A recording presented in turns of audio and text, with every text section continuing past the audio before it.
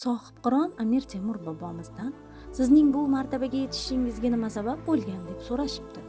Amir Temur bunday javob beribdi: Hayotim davomida turli qiyinchiliklarga duch keldim. Aslo umidsizlikka tushmadim. Bunda menga kichik bir chumoli o'rnak bo'lgan. Bir kuni dushmanlardan qochib xaroba joyga berkindim.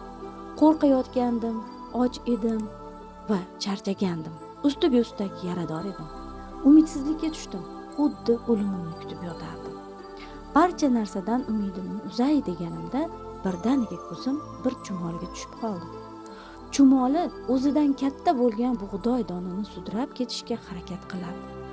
Faqat ko'tarib olgan narsasi o'zidan katta bo'lgani uchun ustidan tushib ketaverardi.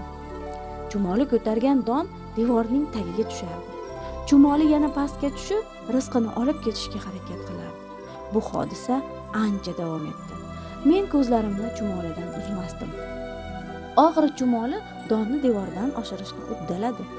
Chumolidagi g'ayrat va azm shijoatni ko'rgach, mendagi umidsizlik yo'qoldi. O'zimga o'zim, men shu chumolichalik ham bo'la olmaymanmi dedim. Shundan keyin maqsadim yo'lida uchragan har qanday qiyinchilikdan umidsizlikka tushmadim va mana shu kunlarga yetdim.